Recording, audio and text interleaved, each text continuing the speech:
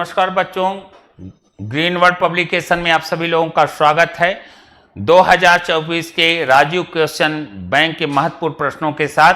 तो चैनल को शुरू करने के पहले बच्चों लाइक, सब्सक्राइब और शेयर करना ना भूलें। और आज का हम लोगों का जो विषय बिंदु है, जो टॉपिक है, वह है सामाजिक विज्ञान पर। और सामाजिक विज्ञान का टॉपिक चल ही रहा है, उसमें जो टॉपिक को चुना गया आप स्क्रीन बोर्ड पर देख रहे होंगे, जल संसाधन। क्या है? जल संसाधन। और जल संसाधन पर 3 प्रकार के जो प्रश्न बनते हैं जरूर याद रखिएगा। बहुविकल्पी जो 1 अंक का होगा, दूसरा वर्णनात्मक 4 अंक का, और इसके बाद वर्णनात्मक 6 अंक का।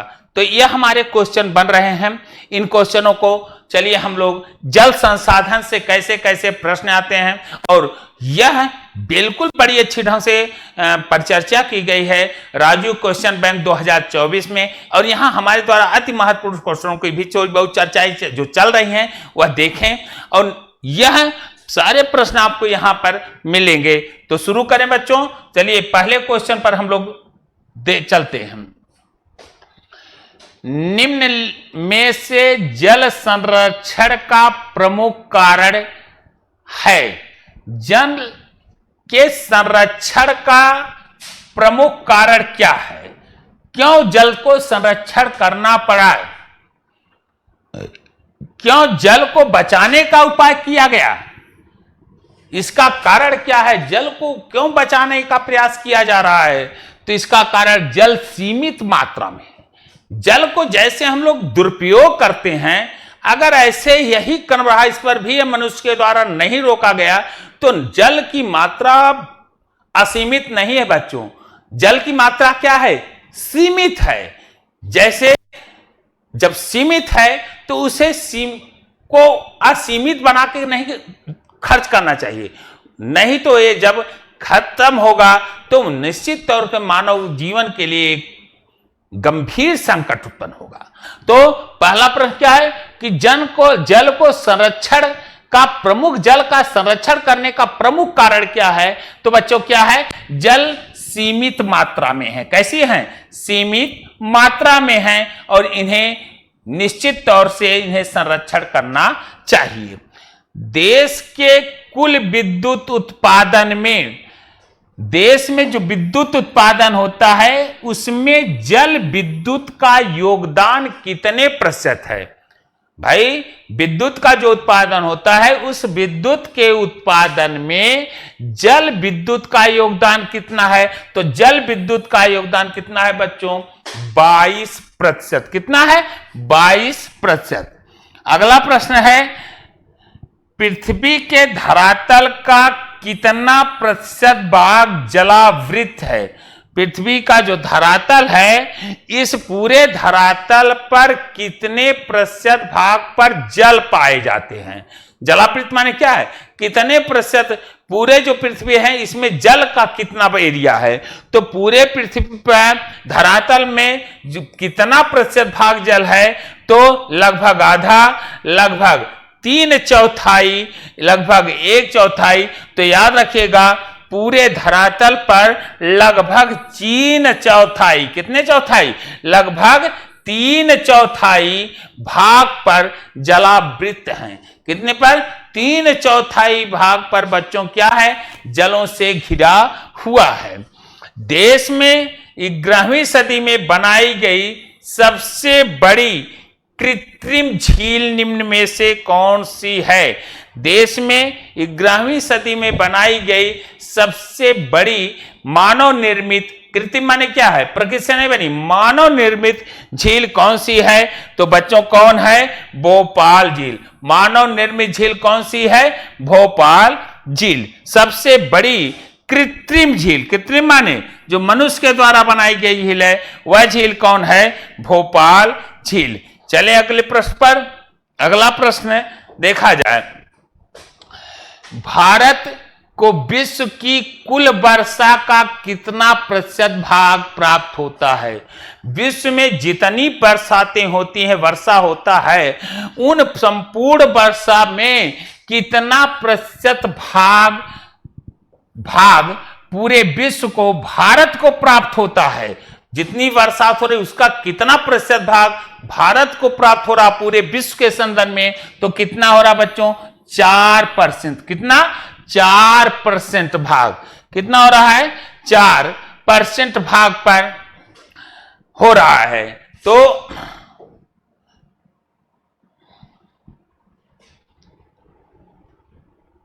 वर्षा कितना प्रतिशत भाग पर हो रहा है? 4% भाग पर हो रहा है। आगे देखें, निम्न में से बहुउद्देशीय परियोजना का लाभ कौन सा है?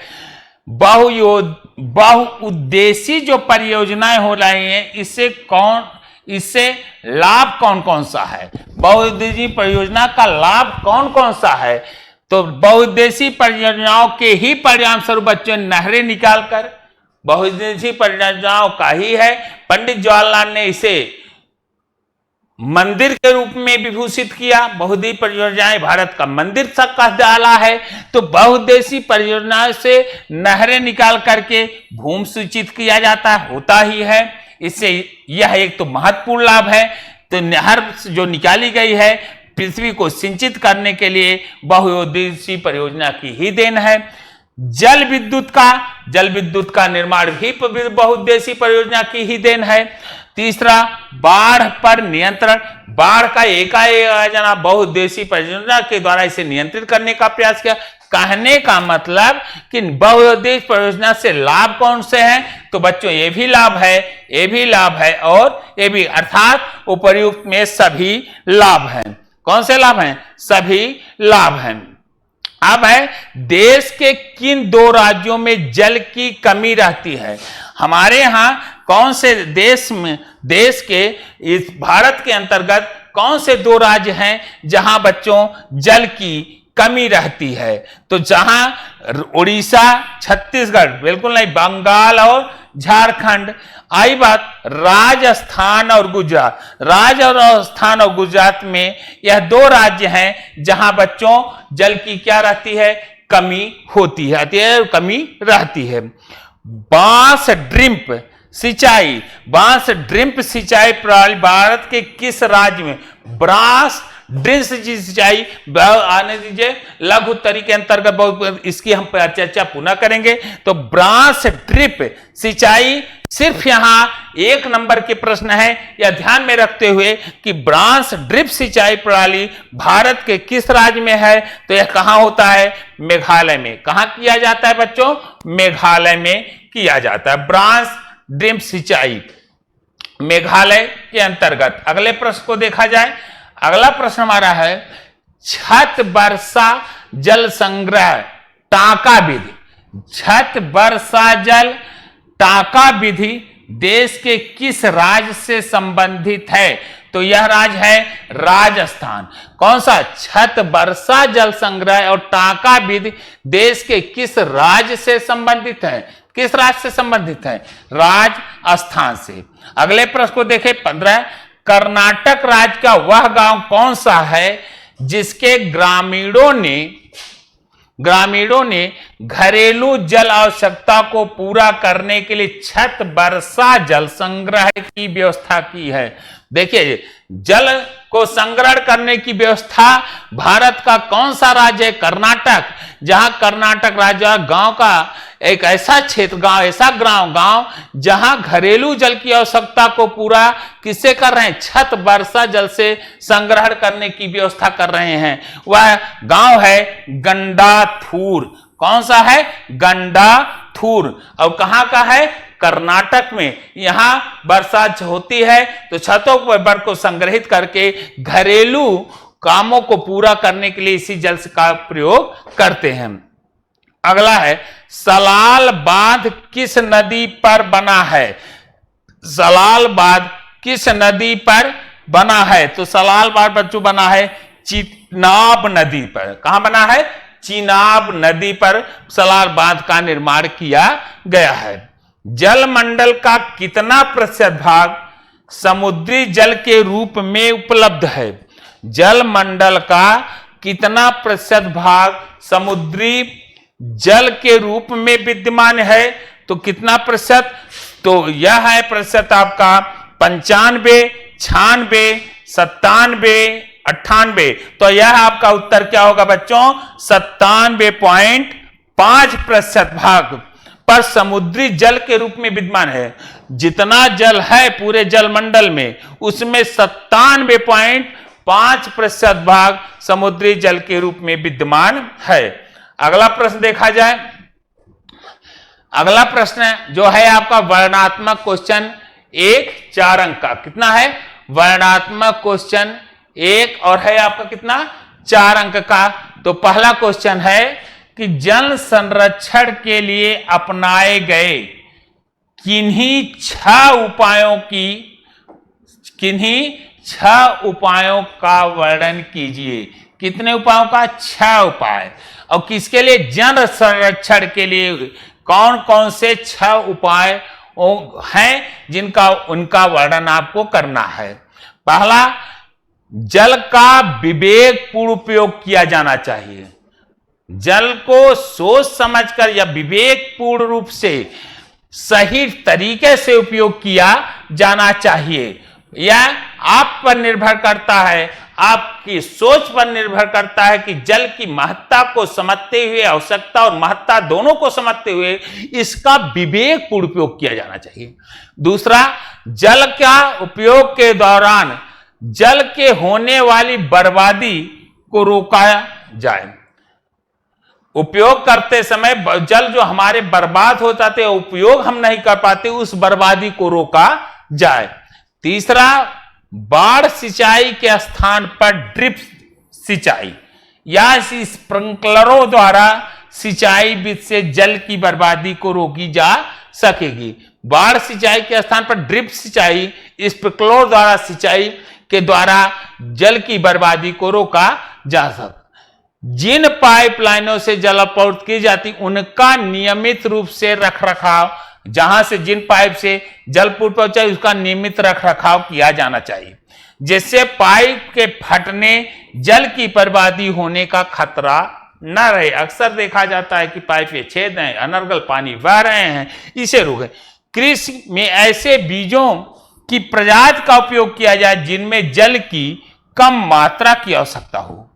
ऐसे बीज को डेवलप किया जाए जहां उनके पैदा करने में, उगाने में जल की कम से कम उपयोगिता हो, कम से कम जरूरत पड़े उसे। जल को प्रदूषित होने से बचाने के लिए जल संचय स्थलों में कूड़ा कचरा न फेंका जाए। इसे प्रदूषित से बचाने के लिए जहां जल का संग्रह हुआ है, ऐसे में कूड़ा कचरा न फेंका जाए। खेतों में रासायनिक उर्वरकों और कीटनाशकों का कम से कम प्रयोग किया जाए। जल प्रबंधन आधुनिक तकनीकों को अपनाया जाए। क्या किया जाए? आधुनिक तकनीकों को अपनाया जाए। दूसरे प्रश्न को देखा जाए। पारिस्थितिकी तंत्र के संरक्षण के 3 उपाय। जल प्रबंधन का संरक्षण था, करना चाहिए, रख रखाव करना चाहिए। जहां पीने का संग्रहित किए गए पानी हो वहां कचरा नहीं होना चाहिए। पाइपलाइनों की मरम्मत होनी चाहिए, उसमें अनर्गल पानी न बहे, और अपनी विवेक का उसे इतना ध्यान रखते हुए कि यह सीमित है और सीमित चीजों का सही ढंग से उपयोग होगा तभी पूर्णतः अच्छा होगा, नहीं तो असीमित तो है नहीं, जल कम हो सकता है। इस पर ध्यान दिया गया। अब अगला प्रश्न क्या है बच्चों? अगला प्रश्न है पारिस्थितिकी तंत्र के संरक्षण के 3 उपाय। किसके? पारिस्थितिकी तंत्र के संरक्षण के 3 उपायों की लिखिए। पारिस्थितिकी तंत्र संरक्षण के 3 उपाय कौन है? पहला है वन्य जीवों को अवैध शिकार से बचाया जाए, और इनके लिए सरकार योजना बनाई है, अधिकारियों को नियुक्ति किया है और बचाने का प्रयास भी किया जा रहा है। वन्य जीवों को अवैध शिकार से बचाया जाए और उनके प्राकृतिक वास स्थलों को मानवीय कर अतिक्रमण से कम किया जाए। आवास बनाए, मानव के द्वारा जो इन पर अवैध रूप से तस्करी किया जाता है, रोक लगाया गया, अतिक्रमण किया जाए, रोका जाए। वनों में वृक्षों को काटकर लकड़ी की अवैध तस्करी करने वालों पर सख्ती से निपटा जाए या बंधन लगाया जाए। दूसरा पारिस्थितिकी तंत्र के संरक्षण के लिए दूसरा है कि मृदा अपरदन रोकने के लिए वृक्षारोपण करवाया जाए। मृदा का जो अपरदन हो रहा है, क्षय हो रहा है, यह तभी रुकेगा क्योंकि मृदा अपरदन को रोकने का सबसे अगर अच्छा विकल्प है तो वृक्षारोपण किया जाए। यही हमारे उपजाऊ मिट्टी का भूक्षरण होने से पृथ्वी को बचाती थी। तीसरा है प्रदूषण पर नियंत्रण लगाया जाए क्योंकि पारिस्थितिकी संरक्षण में बढ़ता प्रदूषण एक बड़ी बाधा है। निश्चित तौर से प्रदूषण पर नियंत्रण लगाया जाए, और अगर प्रदूषण पर नियंत्रण नहीं लगाता है तो निश्चित है प्रकृति के जीवन की रहने वाले मानव सहित जितने भी प्रकृति के जीव जंतु हैं सभी प्रभावित हो रहे हैं और होते हुए दिखाई भी दे रहे हैं। यहां है अगला प्रश्न, तो पारिस्थितिकी तंत्र के संरक्षण के लिए 3 उपाय क्या है? इनका अवैध शिकार से बचाया जाए और इनके लिए इनके स्थलों का अतिक्रमण होने से रोका जाए और वृक्षों को काटकर लकड़ी के अवैध शिकार करने से सख्ती किया जाए। दूसरा है मृदा के अपरदन के लिए वृक्षारोपण करवाया जाए, प्रदूषण पर नियंत्रण लगाया जाए क्योंकि पारिस्थितिकी संरक्षण में बढ़ता प्रदूषण एक बड़ी बाधा है। तीसरा प्रश्न है जल संसाधनों का संरक्षण क्यों आवश्यक है? संग्रहण के 2 उद्देश्य बताइए। जल संरक्षण की आवश्यकता क्या है?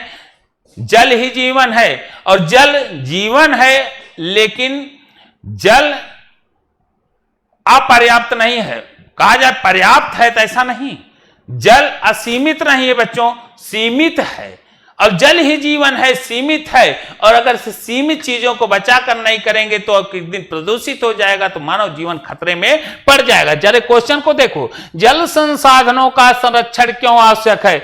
जल संसाधनों का संरक्षण किसके लिए? चाहे वह मानव जीवन हो या अन्य जीव जंतु के जीवित रहने के लिए अपरिहार्य है। जल संसाधनों का संरक्षण इसलिए आवश्यक है क्यों? वह संपूर्ण जीवन के लिए, चाहे वह मानव जीवन हो या जीव जंतु हो, सभी के लिए आवश्यक है।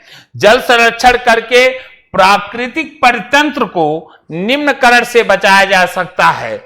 जल संसाधनों के अति शोषण और कुप्रबंधन से संसाधनों का ह्रास हो रहा है। अगर जल संसाधनों को व्यवस्थित कायदे से सही ढंग से नहीं करेंगे और गलत ढंग से करेंगे तो इन संसाधनों का ह्रास हो रहा है और इसके ह्रास से परिस्थिति संकट की समस्या पैदा हो रही है। जल संरक्षण द्वारा इन समस्याओं को काफी हद तक दूर किया जा सकता है। वर्षा जल संग्रहण का अर्थ यह है कि वर्षा के जल का उसी स्थान पर प्रयोग किया जा सके जहां वर्षा होती है। वर्षा जल संग्रह का अर्थ है वर्षा का उसी स्थान पर प्रयोग जहां वर्षा होती है। वर्षा जल संग्रह के 2 मुख्य उद्देश्य निम्नलिखित हैं। वर्षा के समय इकट्ठे किए गए पानी का प्रयोग उस समय सिंचाई के लिए किया जा सकता है। जब वर्षा न हो तो पानी की कमी महसूस होने पर लगती है। वर्षा के पानी का साफ करके स्थानीय लोगों को की पेयजल, कौन सी पेयजल की आवश्यकताओं को पूरा किया जा सकता है। संसाधनों का संरक्षण इसीलिए आवश्यक है। वर्षा जल संग्रहण का उद्देश्य जहां हो रहा है उन्हें सिंचाई में किया जाए और उसे संरक्षित करके स्थानीय लोगों के लिए पेयजल उपलब्ध कराया जाए। तो चलें बच्चों अगले प्रश्नों पर। अगला प्रश्न है निम्नलिखित प्रश्नों के उत्तर 30 शब्दों में जी ये व्याख्या करें। जल किस प्रकार नवीकरण योग्य संसाधन है? जल दुर्लभता क्या है, इसके प्रमुख कारण? जल दुर्लभता क्या है, इसके 3 प्रमुख है प्रश्न होगी। अब है बहु उद्देशीय परियोजना से ही होने वाले लाभ और हानियों की तुलना करें। जल नवीकरण योग्य संसाधन, जल नवीकरण योग्य संसाधन, जल का एक बार नहीं, जल का केवल एक बार ही नहीं बल्कि अगर देखा जाए तो जल को शुद्ध करके बार बार, जल को एक बार नहीं बल्कि बच्चों जल को अगर आप देखें टेक्निकल द्वारा इसे जल को कई बार शुद्ध किया जाता है। वर्षा द्वारा प्राप्त जल का भाप बनाना, जल को एक बार नहीं बल्कि कई बार इसे पुनः शुद्ध करके बार बार प्रयोग किया जा सकता है। दूषित जल को, अब रही बात दूषित जल को अत्याधुनिक तकनीकी की मदद से शुद्ध किया जाता है। दूषित जल को शुद्ध किया जा सकता है, इसी वैज्ञानिक टेक्नोलॉजी आई है और शुद्ध किया जाता है। और वर्षा द्वारा प्राप्त जो जल होता है, जल का भाप बनना, नदियों का बहना, भूमिगत होना, पुनः सागरों के माध्यम से वाष्पित होकर वर्षा के रूप में प्राप्त होना, यह प्रमाणित करता है जल नवीकरण योग्य संसाधन है। नवीकरण योग्य क्या है कि जल का उपयोग हम कई बार कर सकते हैं। यही कई बार कैसे कि जब जल एक बार नहीं, कितनी बार, जितनी बार चाहे उसे शुद्ध कर कर बार बार प्रयोग कर सकते हैं। जैसे दूषित जल को आधुनिक तकनीक की मदद से शुद्ध किया जाता है। मान लीजिए बरसात होता है जल का, तो जल क्या बनेगा, भाप बनना, भाप बना, नदियों का बहना और भूमिगत होना। नदी बही, भूमिगत हुई तो कहां मिली, सागरों में बह करके वाष्पित होकर के वर्षा के रूप में नवीनीकरण हो रहा है और वर्षा के रूप में प्राप्त होकर फिर यह जल उसी रूप में बरसात हो रहा है, जलों में आ रहा है। तो जल नवीनीकरण योग्य संसाधन है, अर्थात जल का शुद्ध करके बार बार उपयोग किया जा सकता है। जल दुर्लभता और इसके मुख्य कारण जल के विशाल भंडार तथा नवीकरण गुण होते हुए भी यह जल की न्यूनता अनुभव की जाए तो उसे जल दुर्लभता कहते हैं। जल का विशाल भंडार भी है और नवीकरण, जल में नवीकरणीय गुण है, इसे बार बार शुद्ध करके उपयोग में लाया जाता, नवीकरण का गुण है। यह होते हुए भी यदि जल की न्यूनता अनुभव या जल का अभाव अनुभव किया जाता है तो उसे जल की दुर्बलता ही कहता है। जल की दुर्लभता क्या है? जल की दुर्लभता यह है कि यह नवीकरण होते हुए भी इसका अभाव अगर किया जा रहा है तो यह जल की क्या है? दुर्लभता है।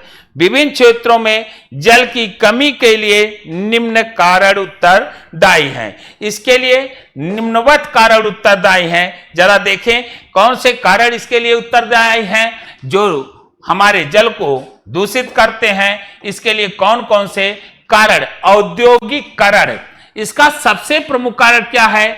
औद्योगिकरण। दूसरा जनसंख्या बढ़ती हुई क्या है? जनसंख्या।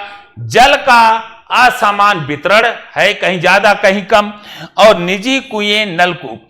औद्योगिकरण, स्वतंत्रता के मिलने के बाद देखिए भारत में बड़े पैमानों पर बच्चों औद्योगिकरण, अलावड़ी जल संसाधनों पर दबाव बढ़ गया। स्वतंत्रता के बाद बड़े बड़े उद्योगों का स्थापना, उद्योगों के लिए ऊर्जा आवश्यकता की पूर्ति के लिए जल विद्युत से की जाती थी। उद्योगों में ऊर्जा की आवश्यकता पूर्ति किसके लिए की जाती? जल विद्युत से ही की जाती। उद्योगों के अंदर जो ऊर्जा की जरूरत पड़ती है उसका उपयोग कहां से करते थे? जल विद्युत बनाकर से ही होता था। इसलिए भी जल की कमी का सामना करना पड़ता है।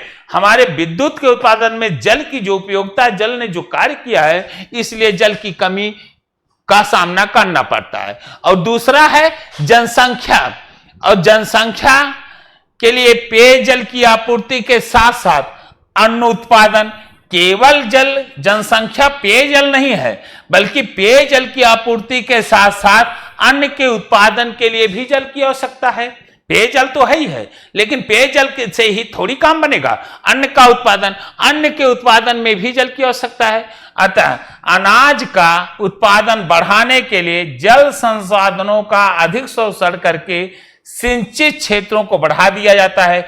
इस जल संसाधनों पर, इस पे किसका दबाव बढ़ेगा? जनसंख्या बढ़ेगी तो पेय पदार्थ के साथ साथ कृषि के क्षेत्र बढ़ेंगे, कृषि क्षेत्र बढ़ेंगे तो जल की आवश्यकता होगी। तो जल की जो आवश्यकता लगातार बढ़े, जल संसाधनों पर लगातार क्या बच्चों बढ़ा? दबाव बढ़ता जा रहा है। जल का असमान कुछ देश भारत में कुछ ऐसे भाग हैं जहां सूखे की स्थिति है, तो कुछ क्षेत्रों में वर्षा कम होने से जल की दुर्लभता स्थिति दिखाई देती है, और कहीं कहीं वर्षा का इतना ज्यादा होता है कि वहां प्रबंधन की व्यवस्था नहीं है, उसका उपयोग नहीं हो पाता। तो जल का असमान वितरण, देश के अनेक भागों में सूखे की स्थिति रहती है, इन क्षेत्रों में वर्षा कम होने से जल की दुर्लभता बनी रहती है, कहीं ज्यादा कहीं कम, लेकिन जहां कम है वहां हमेशा सूखे की स्थिति बनी रहती है। निजी कुएं नलकूप, अनेक किसान अपने खेतों में निजी कुओं और नलकूपों से कृषि फसलों की सिंचाई करके कृषि उत्पादन बढ़ा रहे हैं, किंतु इसके कारण भूजल स्तर लगातार नीचे जा रहा है, जिससे लोगों के लिए जल की उपलब्धता में कमी हो रही है। अपने व्यक्तिगत तौर पर लोग नलकूप मशीन चला रहे हैं, लेकिन भू स्तर का जल नीचे नीचे कम हो रहा है, और जिससे जलों की कमी दिखाई दे रही, जिससे जल दुर्लभता के रूप में देखा जा रहा है। तो अगले प्रश्न पर जाने के पहले देखें कि बहुउद्देशीय परियोजनाओं से होने वाले लाभ और हानि। बहुउद्देशीय परियोजनाओं से कौन कौन से लाभ होते हैं और कौन कौन से इनसे क्या होती हैं हानियां। बहुउद्देशीय परियोजनाओं से होने वाले लाभ और होने वाली हानियां। तो बहुउद्देशीय पर पंडित जवाहरलाल ने इसे भारत का मंदिर कहा। निश्चित है जिस चीज का निर्माण किया उससे लाभ भी है, तो बच्चों ये स्वाभाविक सी बात है उससे हानि भी आ रहा है। अगर उपयोगिता का दृष्टिकोण देखा जाए तो प्रकृति की सीमा में रहकर उपयोग करिए तो लाभ है, अगर इतना दोहन करिए लालच हो जाए अत्यधिक दोहन से तो बच्चों नुकसान भी है। तो देखते हैं यहां क्या का बहुउद्देशीय परियोजनाओं से क्या लाभ हो रही क्या हानि हो रही है। बहुउद्देशीय परियोजनाओं के अंतर्गत पहला, नदियों पर बांध बनाकर बाढ़ नियंत्रण किया हो रहा है। ये तो लाभ है कि अनर्गल नदियों पर बाढ़ आ जाते थे, बांध बनाकर उस पर नियंत्रण किया गया। सिंचाई की व्यवस्थाएं हुआ, विद्युत उत्पादन, मत्स्य पालन जैसे उद्योगों को एक साथ पूरा किया जाता है। किसकी द्वारा? बहुउद्देशीय परियोजनाओं के द्वारा। एक नहीं बल्कि अनेक नदियों पर बांध बनाकर जहां बाढ़ का नियंत्रण हो रहा है वहीं सिंचाई, विद्युत उत्पादन, मत्स्य पालन जैसे उद्योगों को एक साथ पूरा किया जाता है। इन परियोजनाओं से लाभ और हानियों का विवरण क्या है? इन लाभ क्या है? इसके अंदर नदियों पर बांध बनाकर कृषि सिंचाई, विद्युत उत्पादन, घरेलू औद्योगिक जल आपूर्ति, बाढ़ नियंत्रण, अंतरिक्ष नौचालन, मत्स्य पालन किया जाता है। इस प्रकार इन परियोजनाओं से संचित जल राशि का समन्वित रूप व्यापक उपयोग किया जाता है। अर्थात लाभ यह है कि यहां बांध बनाए जा रहे हैं, बांध बनाए से बाढ़ों की समस्याओं से निदान और सिंचित क्षेत्रों का बढ़ाया जा रहा है, साथ ही साथ विद्युत का उत्पादन हो रहा है और घरेलू औद्योगिक उत्पादन, जल आपूर्ति आदि समस्याएं हो रही। लेकिन जरा हम इनकी हानियों पर देखें कि इनके बहुउद्देशीय से हानि क्या है। नदी पर बांध बनाने और उनका बहाव नियंत्रित करने से प्राकृतिक बहाव अवरुद्ध हो जाएगा। जो इनका मूल बहाव था बच्चों वह निश्चित तौर से जो सामान्य रूप से बहती थी, अगर इसी गंगा पर बांध बना दिया गया तो निश्चित से स्वाभाविक रूप से बहने वाली बहाव क्या हो गया? अवरुद्ध हो जाता है, जिससे नदी का जल असक्त हो जाता है। साथ ही जलीय जीव आवासों में भोजन की कमी हो जाती है। बांध नदियों को टुकड़ों में बांट देते हैं, जिससे जलीय जीवों का नदियों में स्थानांतरण अवरुद्ध हो जाता है। बाढ़ के मैदान में बनने जलाशयों में वहां मौजूद वनस्पति मिट्टी जलमग्न हो जाती हैं। इन परियोजनाओं के कारण स्थानीय लोगों को अपनी भूमि, आजीविका और संसाधनों से नियंत्रण खोना पड़ता है। तो लाभ क्या है?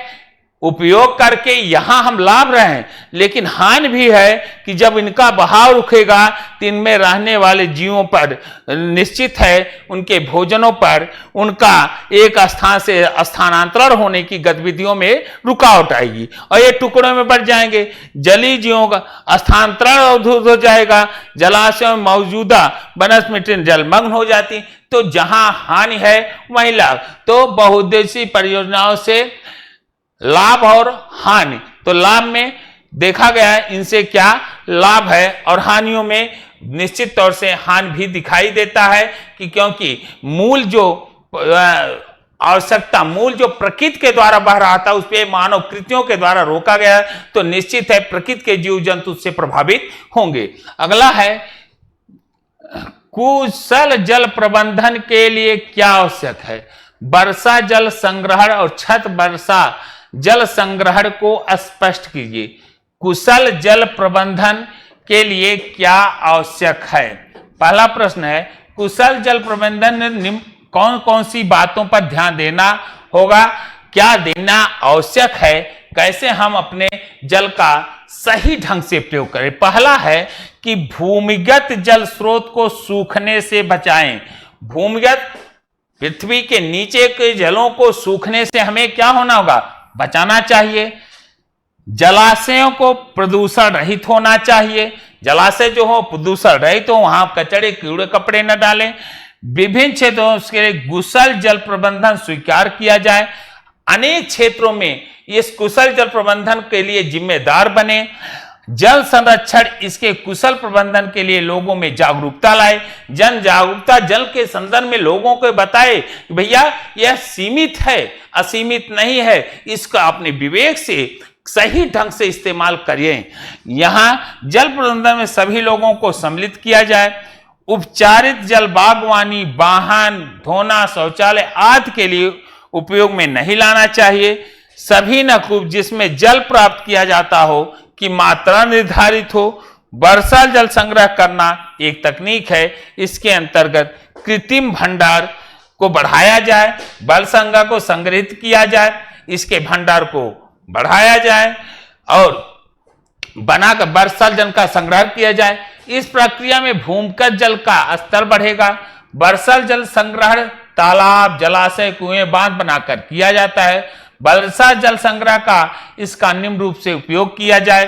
किसका उपयोग किया जाए और जल स्तर बढ़े। ग्रीष्म, शुष्क ऋतु, घरेलू जल की आवश्यकता को पूरा हो।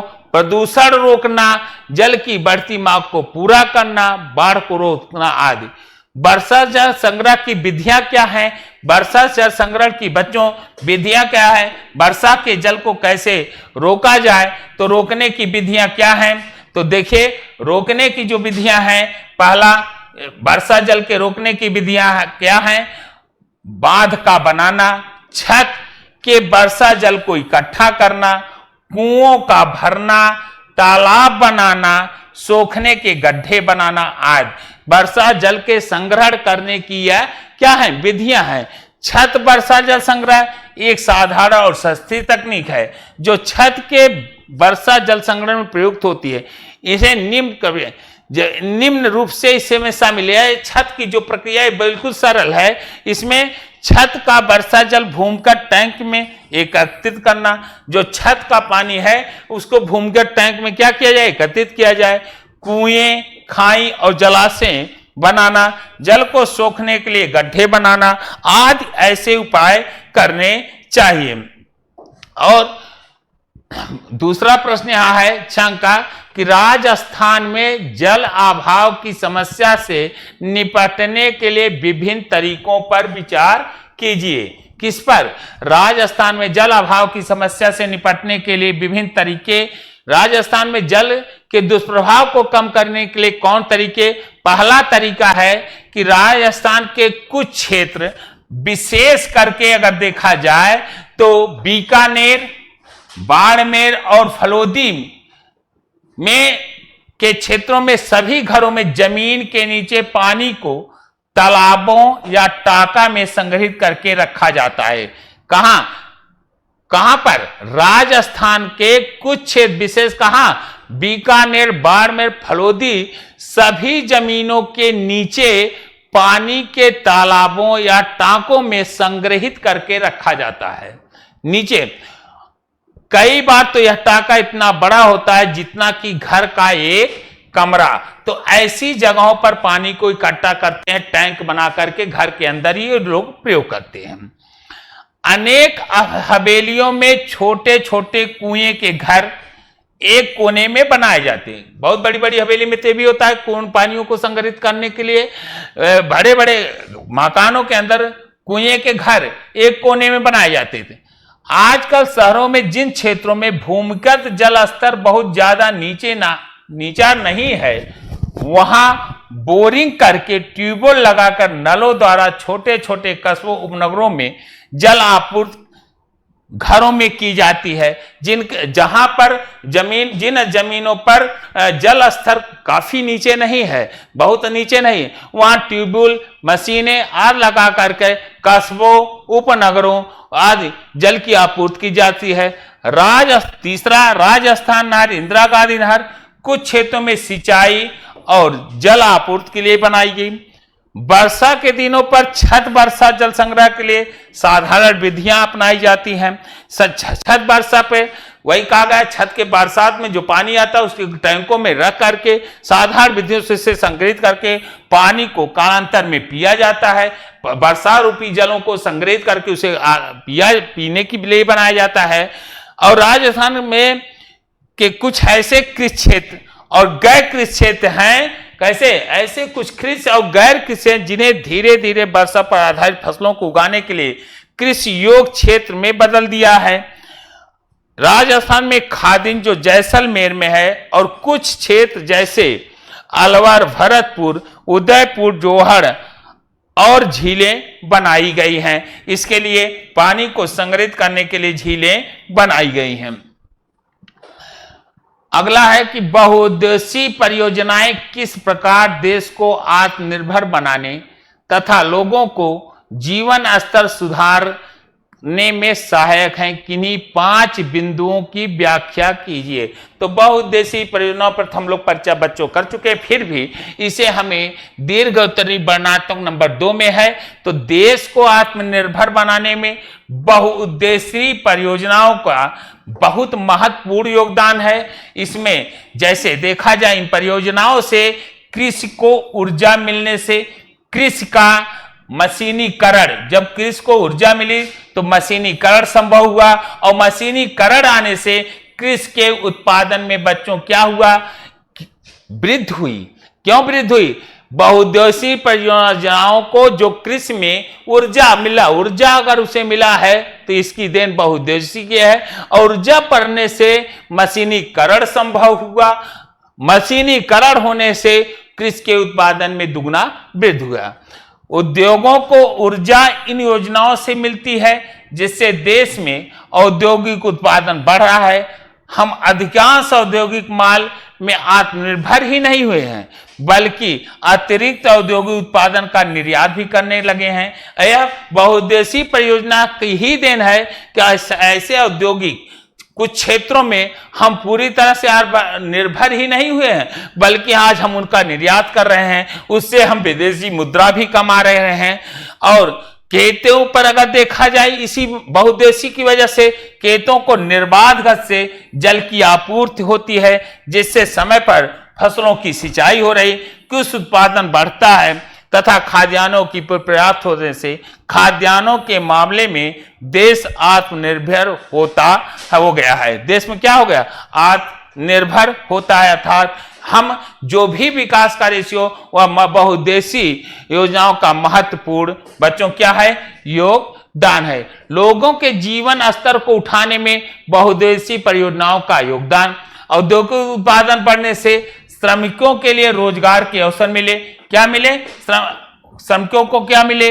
रोजगार के अवसर मिले। और साथ ही साथ उनकी आय में वृद्धि हुई, दैनिक जीवन में भी आवश्यकता बढ़ी, आरामदायक वस्तुएं आसानी से उपलब्ध हो गई, इससे उनका जीवन स्तर भी ऊंचा उठा।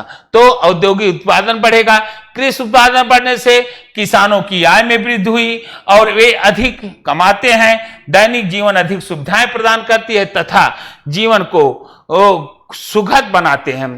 तो कहने का मतलब इससे हमारा क्या हो रहा है,